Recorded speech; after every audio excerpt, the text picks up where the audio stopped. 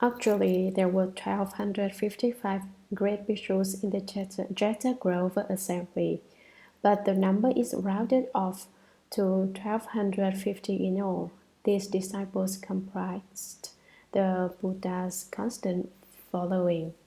Formerly, most of them had adhered to non-Buddhist paths, but upon receiving the Buddha's teaching, they were transformed. Moved by the Buddha's deep kindness, they constantly dwelt with him thereafter.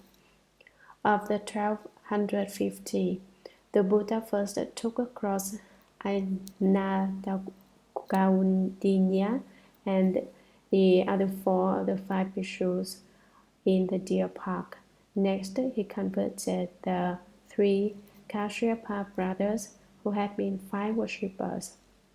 When they took refuge with the Buddha, they brought their 1,000 disciples along with them to also take refuge. That makes 1,005 disciples. Maudgalyayana and Shariputra each had 100 disciples. They brought a total to 1,205.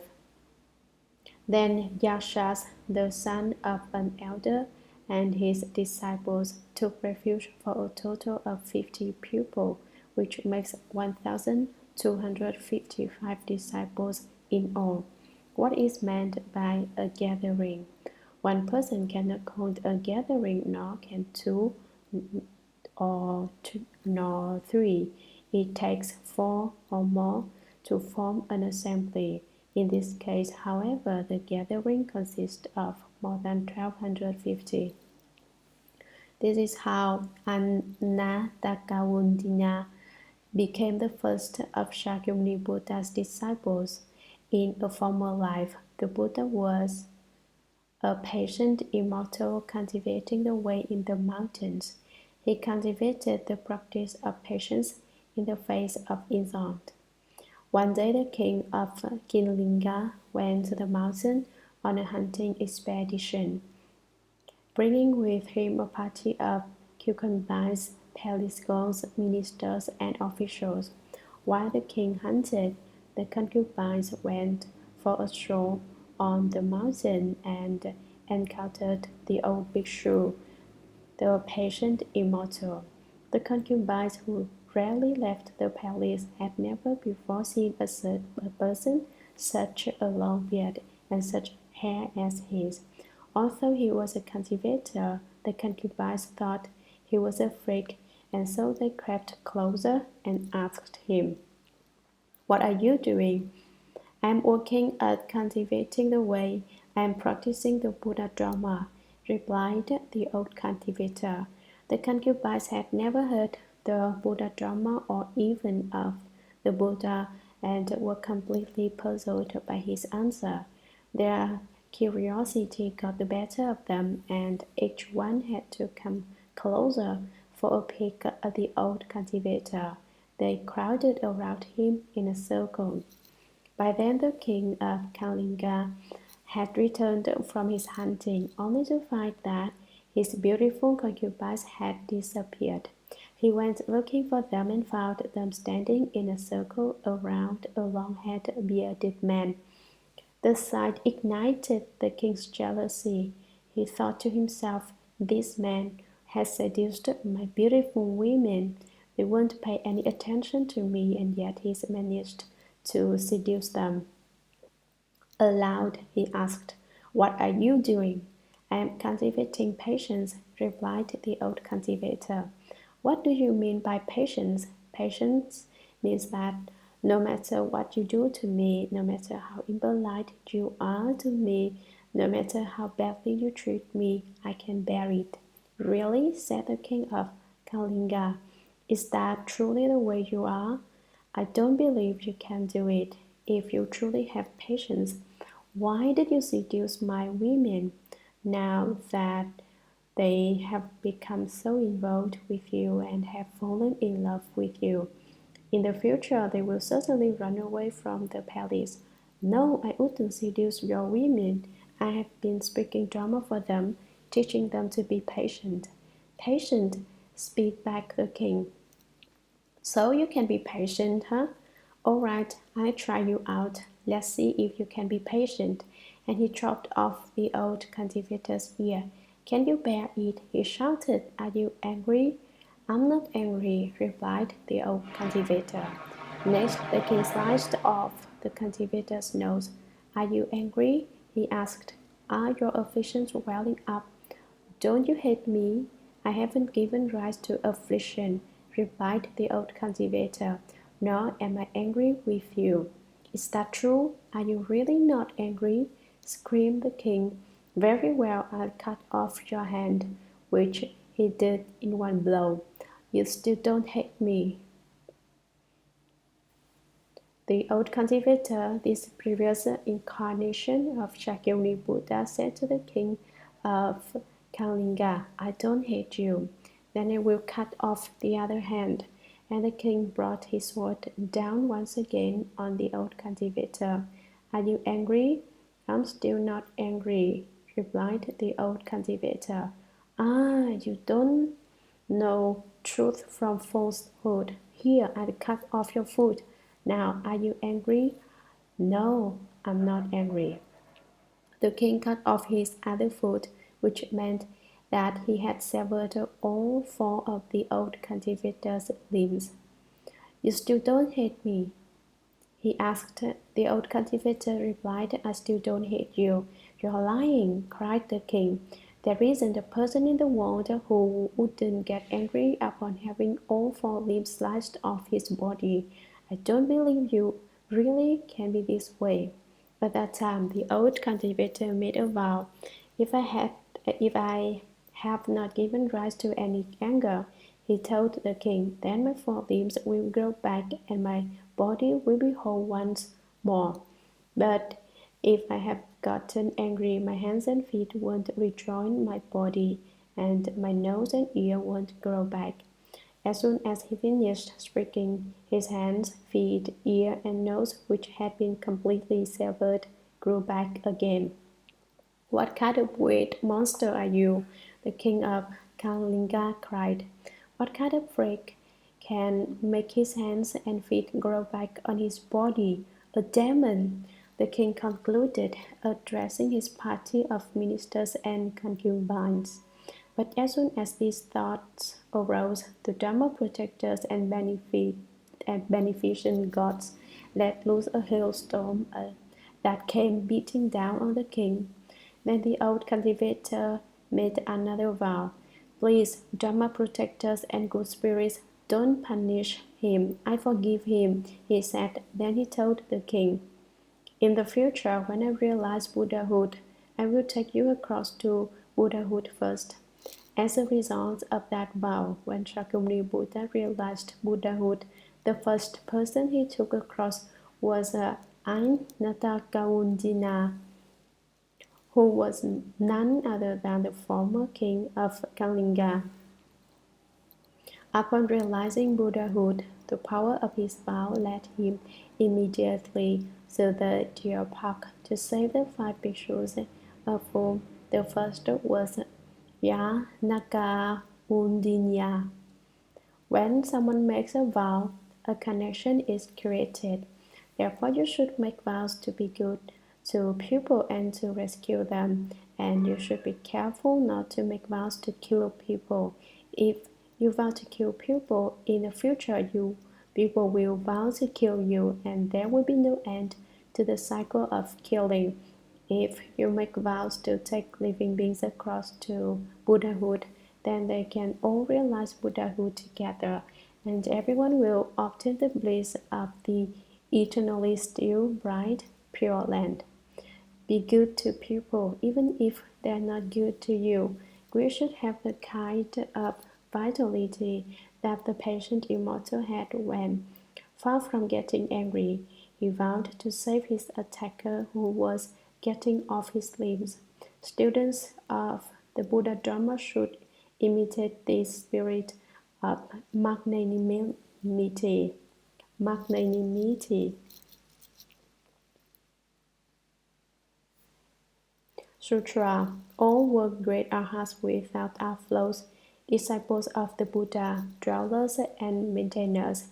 They had fully transcended all existence and were able to travel everywhere and to accomplish the awesome department. Commentary: these great bhikshus were not just great bhikshus, they were bodhisattvas appearing in the bodies of bhikshus. So it is said, inwardly they secretly practiced the bodhisattva conduct, outwardly they appeared in the bodies of sound-hearers.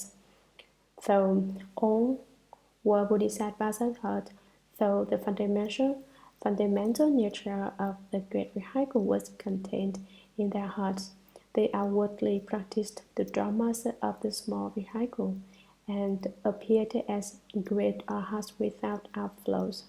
A person who has attained the first fruition of enlightenment is called a small arhat, while one who has attained the fourth fruition is called the great arhat.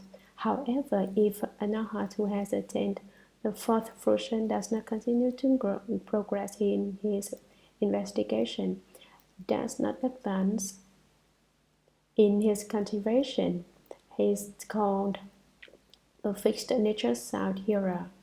He remains fixed on that level. He obtains a little and is satisfied. Although what he has is not much, he thinks it is sufficient and does not consider making any further progress. If he continues to advance in his cultivation, he can attain the position of Bodhisattva. This was the case with the great arhats of the Shurangama assembly. As explained above, arhat is a Sanskrit word with three meanings: worthy of offerings, without birth, and killer of thieves. While bhikshus can receive the offerings only of people, small arhats are worthy of the offerings of people and gods, such as kings of countries or of heavens. Great arhats are worthy of receiving the offerings not only of people and gods, but also of those who have transcended the world, that is, of those who have reached states beyond the six desire heavens. Great arhats can receive the offerings of bodhisattvas because they have cut off afflictions beyond the triple realm, whereas small arhats have cut off only the affliction within the triple realm. So great arhat can be said to be bodhisattva. Although they manifest as bhikshus and do not practice the bodhisattva way, within their hearts they have the magnanimity of bodhisattvas, and they can gradually attain the level of bodhisattvahood. In past lives, they had already realized Buddhahood, wishing to keep Shakyamuni Buddha, propagate the Buddha Dharma. They appeared in the bodies of bhikshus to act as arhats. Basically, these arhats are great bodhisattvas. An arhat also is said to be without outflows. This means he has already attained the state of being patient with the non-production of dharmas. An arhat is also called a killer of thieves because he has completely killed the thieves of ignorance. People who have attained the fruition of the way have no outflows of desire, no outflows of existence, and no outflows of ignorance. Being without outflows, they do not fall into the three realms: the realm of desire, the realm of form, and the formless realm. We people all now dwell in the realm of desire. Although we live on earth, we are utterly a part of the heavens of the desire realm. It is called the desire realm because the people in it have thoughts of desire and longing which they are unable to stop. There are two kinds of desire: the desire for material objects and the desire for sex. By the desire for material objects is meant greed for all enjoyable things.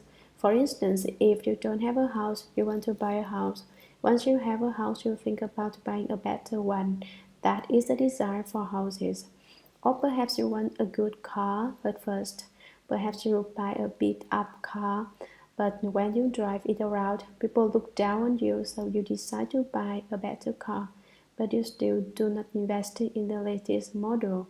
Once you compare your car to the newest model, however, you feel your present car isn't good enough, so you invest in a new one. That is the desire for cars. Eventually, your desire reaches the point that once you have the latest model car, you decide to buy an airplane. Once you have an airplane, you decide to invest in ships. The desire for material objects never ends. You never say, I've had enough, I'm satisfied, I don't want any more, I'm not greedy for any more things. Where does desire come from? It comes from ignorance. Desire for sex is something you would probably understand without my speaking about it. It refers to being greedy for beauty. It too cannot be satisfied. One wife is not sufficient. He has to have two. Then two are not enough. He needs three. Some men keep 10 or 20 wives. How do you suppose one person can respond to so many? Emperors often had several hundred or several thousand women gathered in the palace. Wouldn't you say that was extremely unfair? Now, in democratic countries, men are allowed only one wife. The practice of polygamy is prohibited, but there are still many people who sneak out and become involved in illicit affairs. Driven by their desire for sex, many men and women sneak out to carry on wanton relationships. They do not follow the rules. Besides the outflow of desire, there is the outflow of existence. This outflow occurs in the heavens of the form realm, which are beyond desire. By existence is meant the existence of everything and anything. People who are greedy for existence and cannot maintain control have outflows whenever there is a lot of something. The greatest of the three kinds of outflows is the outflow of ignorance. Ignorance is the basic root of affliction. With the outflow of ignorance, the outflows of existence and of desire arise. If ignorance disappears, all the other two are also cut off. Disciples of the Buddha. The Chinese word for disciple can also mean son, but here it refers not to Rahula, the Buddha's son, but to the great bhikshus, the great arhats spoken about above. The Dharma Sutra says, when living beings receive the Buddha's precepts, they enter the Buddha's position. When the state is identical to great enlightenment, they are truly the Buddha's disciples. Living beings who have received the Buddha's precepts have the qualifications necessary to realize Buddhahood. When their enlightenment comes, they are called disciples of the Buddha. The Dharma Flower Sutra says, because they come forth from the Buddha's mouth and are born by transformation from the Dharma, they are called disciples of the Buddha. What does it mean to be born by transformation from the Buddha's mouth, you ask? As a result of being taught and transformed by the Buddha, they became enlightened and thus were born from the Buddha Dharma. For example, a day you took refuge with the Triple Jewel was your new birthday, the beginning of a new life. Those of you who have taken refuge with the Triple Jewel are the Buddha's disciples. As dwellers, they dwelt within the Buddha Dharma, and as maintainers, they relied on the Buddha Dharma in their cultivation. Specifically, in terms of Shurangama Sutra, they dwelt in the treasury of the Tathagata and maintained the ultimately firm samadhi. You should protect and maintain the sun samadhi and not allow it to become scattered or lost. The term abbot, one who has a monastery, literally refers to someone who dwelt in and maintained the Buddha Dharma because it is his work to cause the Buddha Dharma to continue and not to be cut off, so hand it down and to allow it to spread, to perpetuate the Buddha's name. The Buddha's wife, like the great arhats of the Shurangama assembly. The arhats had fully transcended all existence. That is the 25 realms of existence found in the triple realm, and were able to travel everywhere and to accomplish the awesome deportment. They had the ability to live in any land in the 10 directions, not just in our Saha world, because they were arhats and had spiritual penetrations and transformations. They could fly or walk as they pleased. If they could go anywhere, why haven't I ever seen in America, you may ask. Even if they had to come to America, you wouldn't have been able to see him or know of it, because at the time the Buddha was in the world, you hadn't even been born yet. They were able to perfect the awesome deportment. Wherever they went, they had an awesomeness that people feared and a deportment that people wished to imitate. They were deserving of respect because they differed from the ordinary in every way, and they were respected by everyone they met. That person is truly fine, truly deserving of respect and admiration. Wherever the great bhikshus went, they did not look at him improper things. They did not look at improper things. They would peer around like someone intent upon stealing something. Their eyes constantly regarded their noses regarded their mouths, and their mouths regarded their hearts. When they walked, their gaze did not extend beyond 3 feet in front of them. In this way, they returned to the light to illumine within. So awesome was their bearing that they never indulged in grossness or horseplay, never giggled or joked. They were very refined and stern.